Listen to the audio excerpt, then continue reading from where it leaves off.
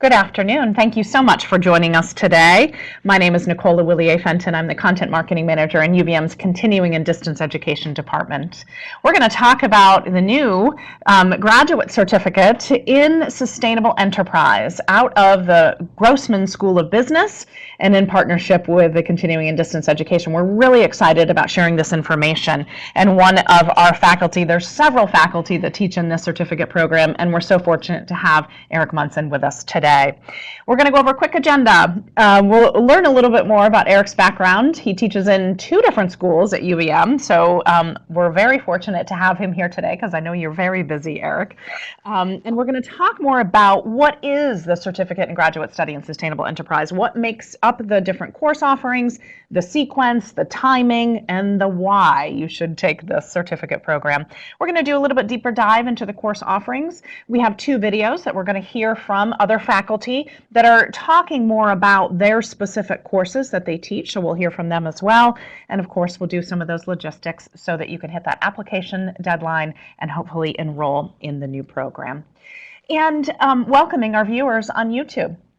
You can put any questions that you have for Erik about the program in the chat box today on YouTube. We'll carry those over and make sure that Erik gets those questions. If there's something we can't get to today or something we weren't able to answer, we'll make sure to put our email address up in the chat box, and please do follow up with us as well. And I know in the past, Erik has offered to speak to students that are interested in this program, so maybe we can convince him to do that as well.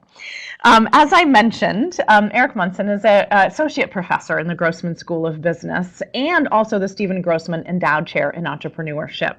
He has an incredible background, and he also teaches in the College of Engineering and Mathematical Sciences. He's an associate professor of mechanical engineering, so he wears multiple hats.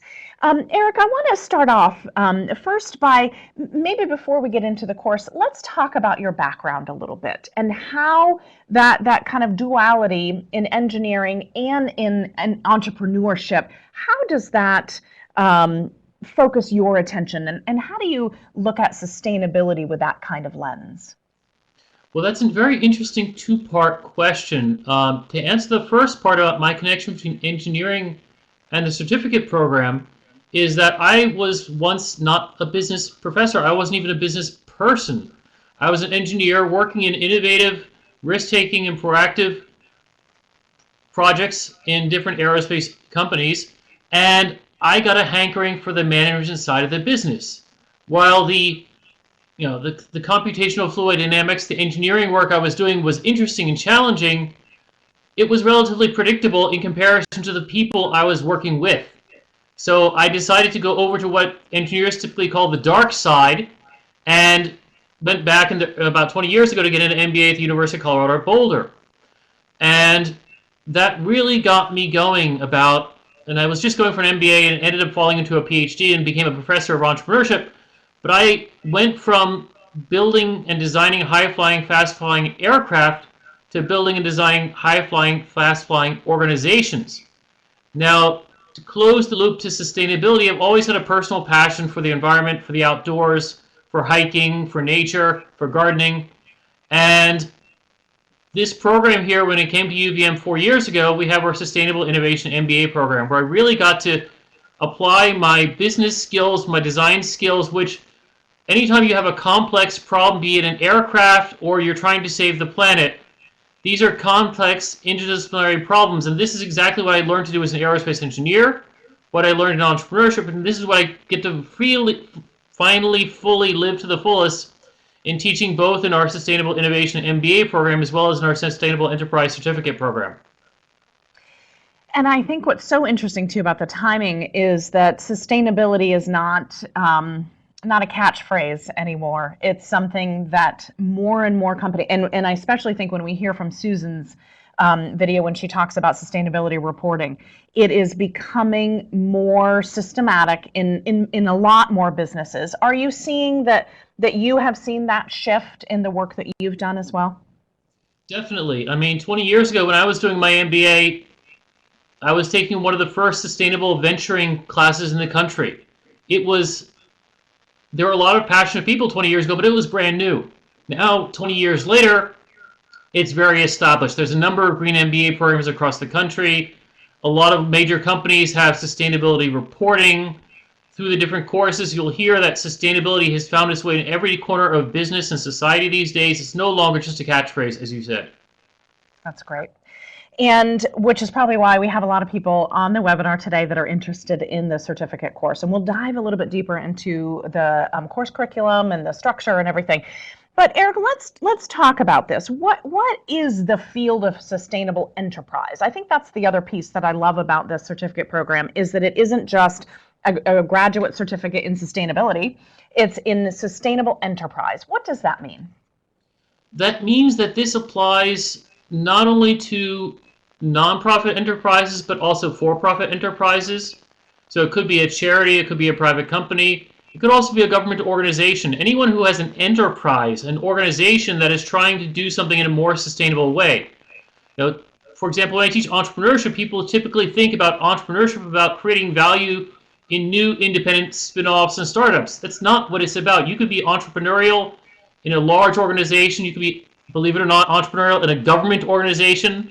Even the certificate program is a form of entrepreneurship in a way to support and promote sustainability in society. So you can be both entrepreneurial and sustainable in many different contexts. And this is why we call it sustainable enterprise as opposed to sustainable business, for example.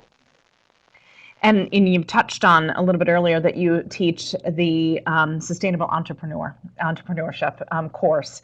And maybe let's talk about, we can go through some of the other information in here. And I'm just going to zip over for just a second to show the course offerings. And so the course that Erik's mentioning is the a new business model. So why don't you talk a little bit about what are the different offerings of courses here in the certificate program, and how does the kind of web of the different courses lend themselves to that kind of full picture for a potential student? Well, if we look at a business model, there are several key parts to it. You need the foundation of it is the accounting and the finance. This is why we have to worry about. This is where you only have a business, be it a charity or a for-profit business, if there's more money coming in than going out. This is the basics of any organization. Thus, it's very important to understand accounting. Now, this is not an accounting course. This is a sustainable enterprise course. So it's about not only reading the financial statements from an accounting perspective, but also from a sustainability lens. Because in sustainability, there is a triple bottom line. There's people, planet, and profit. So one of the numbers you'll be looking at are the dollar signs if you're in the US. But you'll also be looking at other metrics about society, about the environment, and how do these other metrics flow into more typical, more traditional accounting statements. So it's very important because that's the basics of all business, both the accounting, but not only the financial accounting, but the sustainability accounting. Then you need customers. Without customers who are using and getting value from your venture, you don't have a business. Thus, marketing your business is critical. And marketing is not just about advertising, it's about understanding your customers and finding the most effective way to communicate your message to the customers and to listen to them at the same time. Because sustainability is all about collaboration. So if we don't talk about, communication is two ways.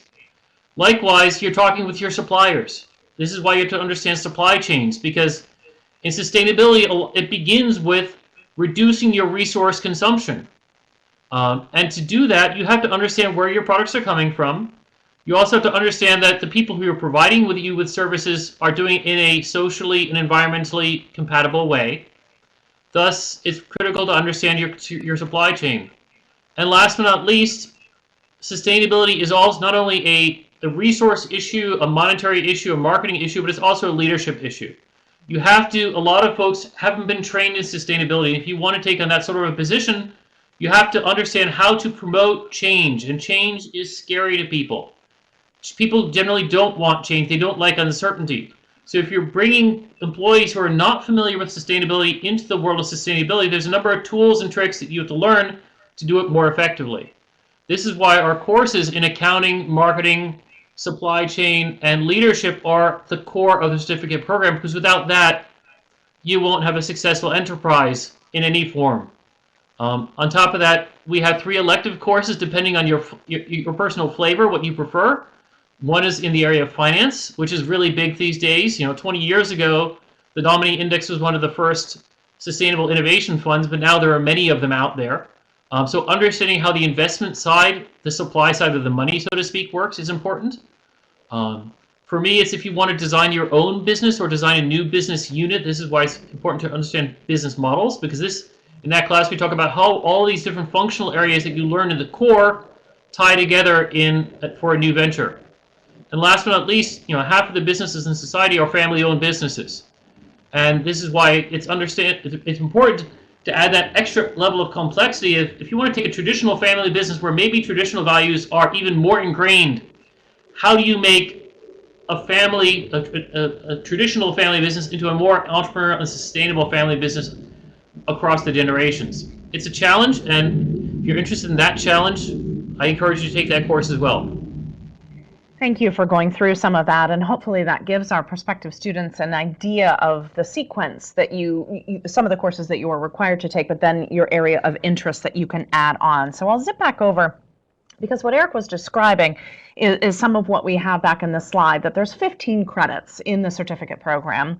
And so it also includes a capstone focus on leading sustainable innovation. I think that's where you were talking a lot about how do you move the company, how do you move employees, how do you try to get something that you're wanting to accomplish. If you see, and it could sometimes, I think that it can be something small. If you're working in a large organization and you think, I can't begin to work up the chain to make a difference in sustainability, it doesn't necessarily have to be something that is a monumentous change. It could be something that's on the path towards change. Would you say that that's true? I would say most dramatic change starts small and starts at the bottom. There are many examples throughout history in the US and around the world. One of my favorite examples is the racial integration of Major League Baseball. Now, many people listening might not be sports fans, might not be interested in baseball, but up until the mid-1950s, baseball in America was segregated amongst the races. And it was only through the actions of some coaches like Branch Rickey of the Brooklyn Dodgers and baseball players like Jackie Robinson, the first African-American Major League Baseball player, who worked really hard from the bottom up first to create change within one baseball team, which created spillover into other baseball teams, and then it changed the whole Major League Baseball, and then this in turn spilled over to other major league sports. So a lot of times big changes start small, create small wins, take baby steps, and then add on to it. It creates this wonderful snowball effect over time. Thank you for that example. I think whether you're a baseball fan or not, I think it's a great example to see that you can make an impact in a large organization as well.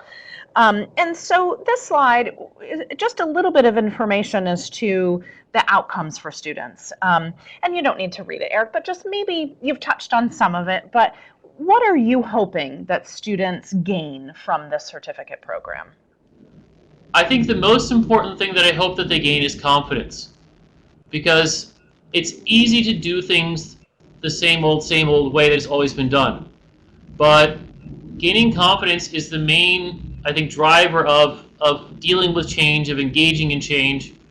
And these courses will give you not only the skill sets to be more effective in that change, which will help boost your confidence, but it will also give you the language, it'll give you the tools so that when you actually go out and do it, the odds of you being successful in creating sustainable change in your organizations and in your part of society even greater. So I think with every small step and every assignment you take in the course, every reading, every video, you'll gain that confidence that you'll say, wow, I can actually do this. I can actually do what other people says is hard.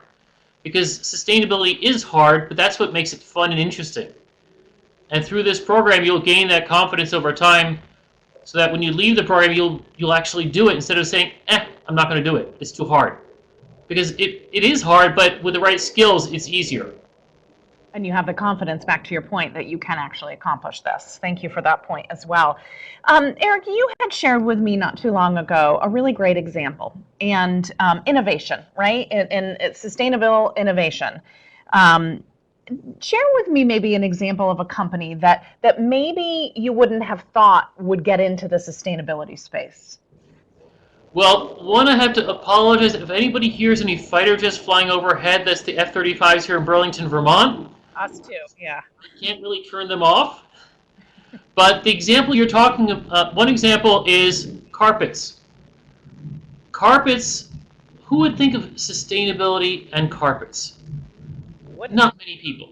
But a number of years ago, it's 20 years ago now, there was a carpet company who was having trouble because the margins, the profitability of carpet companies is thin. And at the same time, carpets are big polluters because they're made out of oil, basically. They're made out of plastics. And there was a company called Interface Carpets which realized that in order to succeed and to stay alive in the carpet business, they had to do something bold and different. And what they did was they decided that there are a lot of problems with carpets which people have been sweeping under the rug, so to speak, for years. Pardon the pun.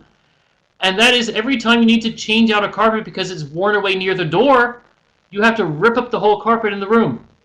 And you have to take out all the cubicles, and you have to make a mess, and people can't work for days. And they said, isn't there some way that we could save the carpet instead of throwing it away? Reuse the carpet somehow?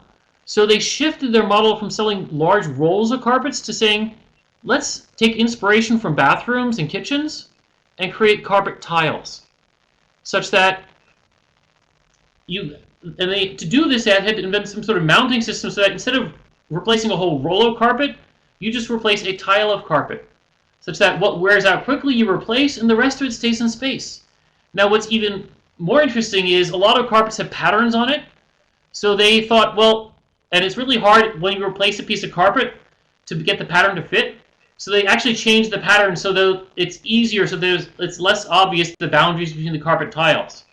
Thus, this company Interface is still alive 20 years later. It's doing very well. It's been involved in it's actually funded a number of practicum projects in our Sustainable Innovation Mba program. So they are at a carpet company, something you walk on, something under your feet you just never really think about, has found that by going from rolls of carpet to carpet tiles and changing the patterns on the carpets, you could have a more sustainable, more environmentally friendly company than you ever had before, and at the same time become successful and stay alive 20 years later when many other carpet companies have gone under. That's a great example. Thank you for sharing that. I think that really speaks to kind of one of the first outcomes, just awareness of sustainable enterprise practices, of examples of businesses that are doing these things that you might not be aware of yet. And so I think that's a really great example. And here we had already discussed the course offerings. I want to tease a video. We have a video that includes two of our faculty members. And so our viewers, Eric and I are just going to turn our cameras off here in just a minute so we can play the video full screen, and we'll be right back in a few minutes. But I wanted to set this up a little bit because Susan teaches sustainability and in accounting reporting. And then Deeta, who is also the faculty member in the second video, she teaches sustainability in family business. And you made a point earlier, Eric, that the family business, about half of the businesses, are family businesses. So I think that's really important to keep in mind as you're thinking about sustainability and thinking about the family businesses that have been innovators in this space for many, many years. So I'm going to turn my camera off for just a moment. We're going to play these videos and we'll be right back with you.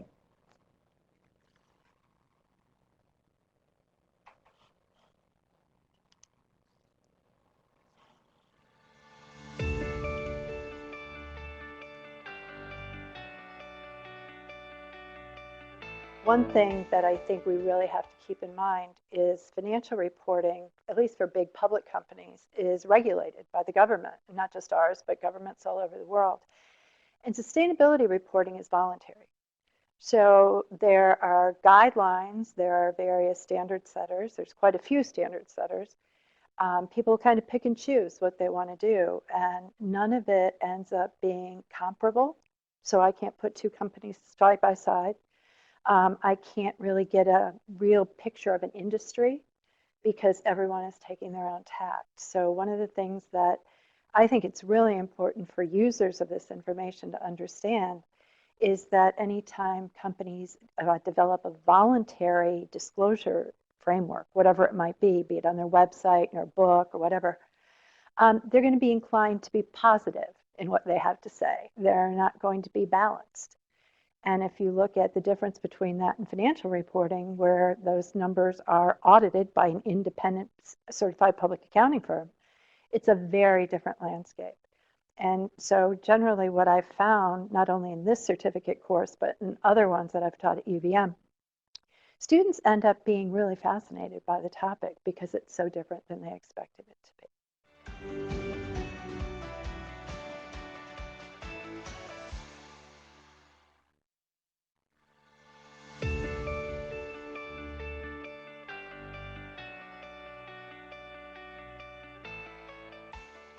This program, the certificate program, and the course in particular, are amazing opportunities for anyone curious about family business, anyone curious about role of family business in sustainability, anyone curious about knowing who the family businesses are in your economy, in your region, and then learning to work in them, learning to work with them. Most employees will work for a business family. Understanding the nuances of those families and what they do and can do in terms of sustainable development for our globe, for our world, this is an introduction to that. I think a very, very important introduction to that. And it's only literally 7 modules. What better way to use your time?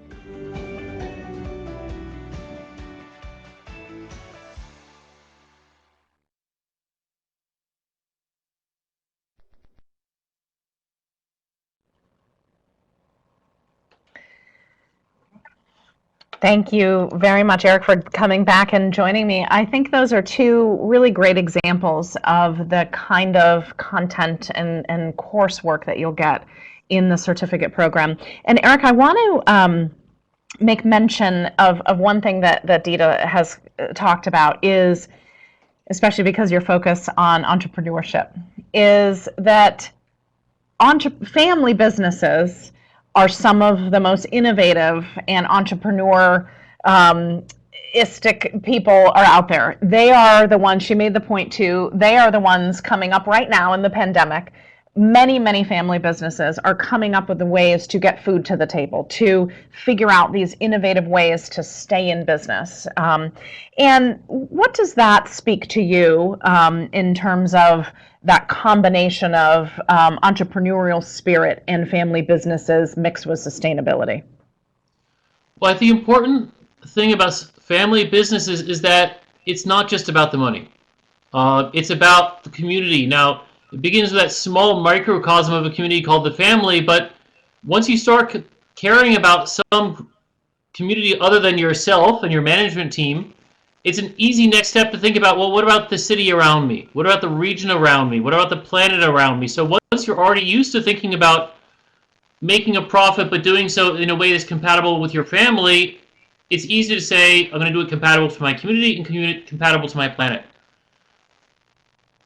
Absolutely. And I think that she makes such a great point too of thinking about how many businesses all across the world, but in our backyard, that have been seeing new opportunities in the pandemic to try to keep their businesses and their staff and their family. Their family, their employees very much become their family. And the point that both of you have made too, that at some point everyone will work for a family business in some capacity. And the other good point about family businesses is that they're built by definition for the long term. They're thinking about, how do I keep this venture alive for my children, for my grandchildren? By definition, the planet has to be around for your children and grandchildren. So the step from thinking about a multi-generational family business to a multi-generational sustainable family business it's an easy mental leap. Yeah. And they're already doing it. Yeah, absolutely. Thank you for making that connection for us as well. I definitely want to encourage any of our folks that are joining us on YouTube, if you have questions. We're going to try to keep, wrap up here in a few minutes, but wanted to see if there's any questions that you have about particular courses, content in the courses, Erik's background. We can try to stump him maybe on a question related to sustainability. And so while we're giving folks a chance to see if there's any questions today, Erik, let's just talk a little bit about the structure of the course. So the certificate program, the courses are online.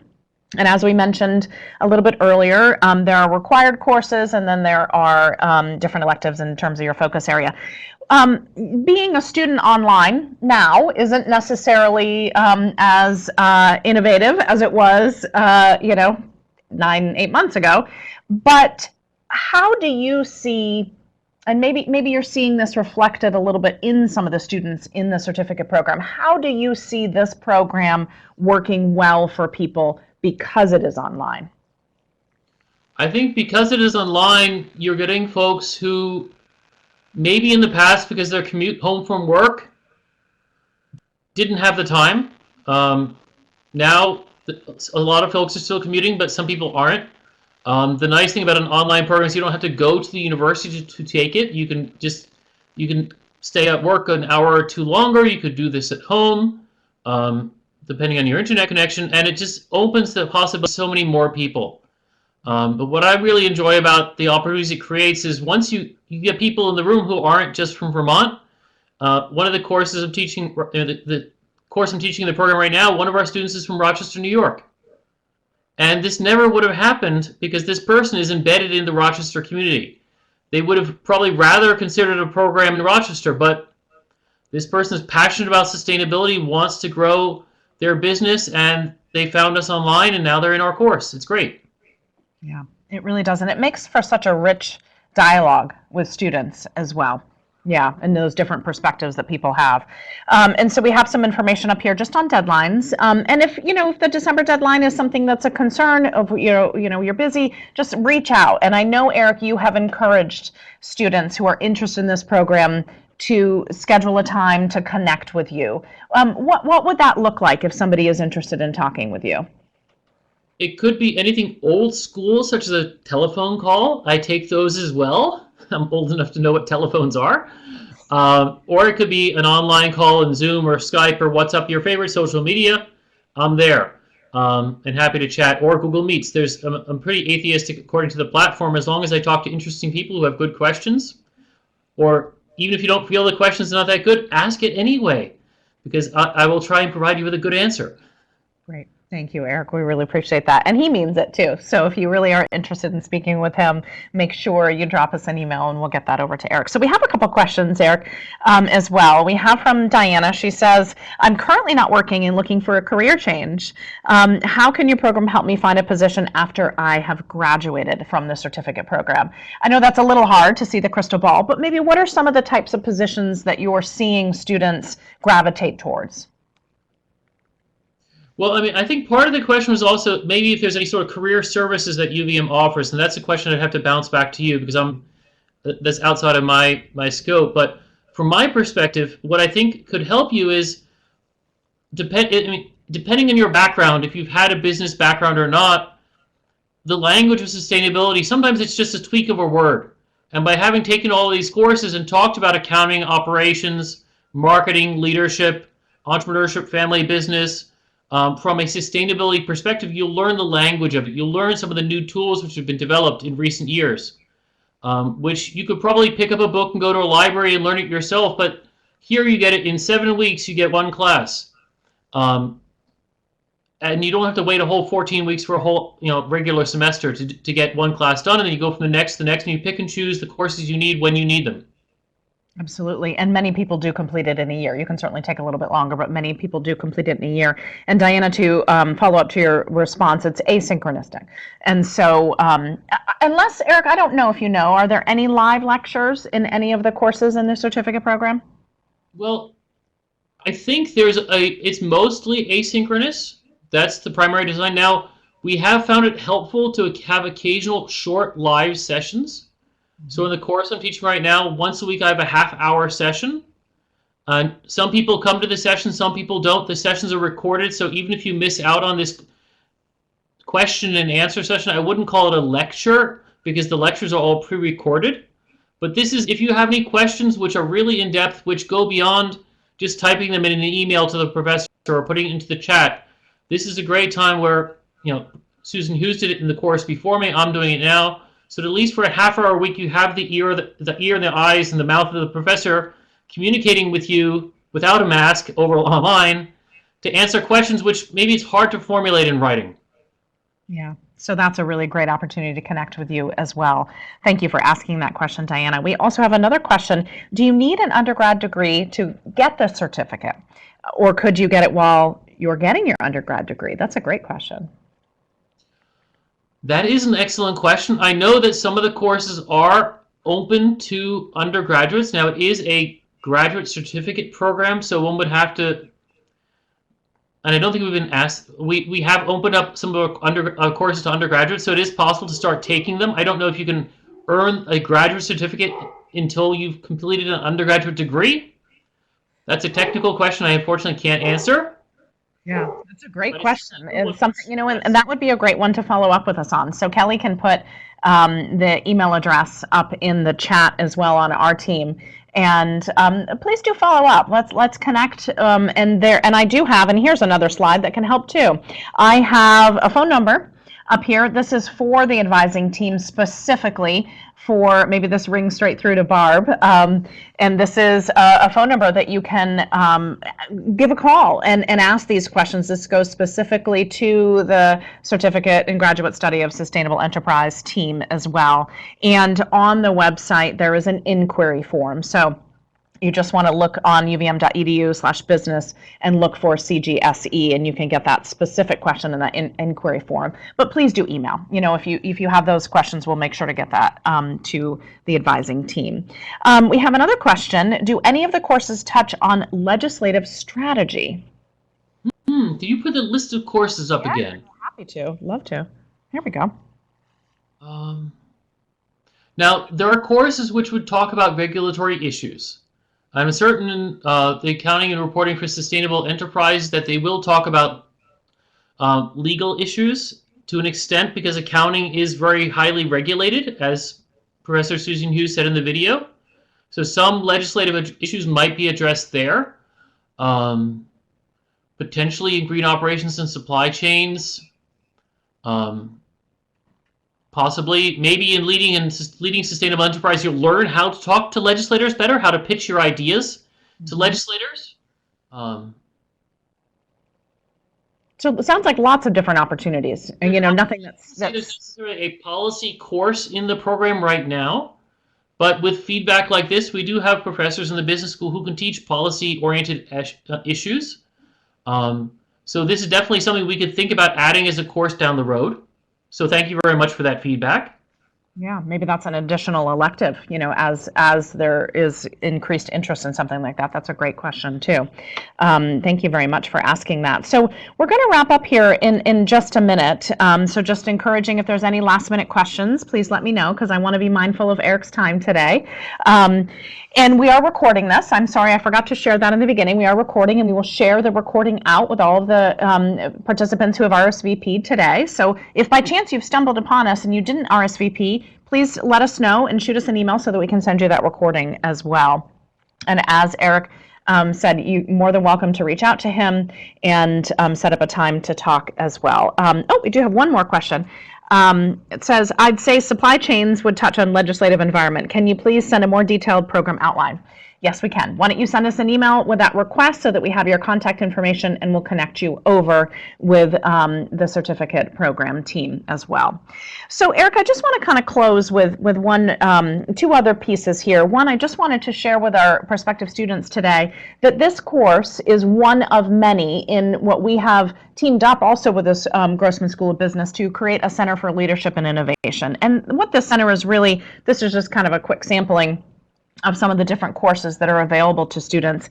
And you can see the Certificate of Graduate Study in Sustainable Enterprise, but there's a lot of different courses here that can help the business community grow. It can help career changers. And so if you are looking for different opportunities, I just wanted to share with you that UVM has such a wide variety of courses for students and working professionals as you continue your career journey as well.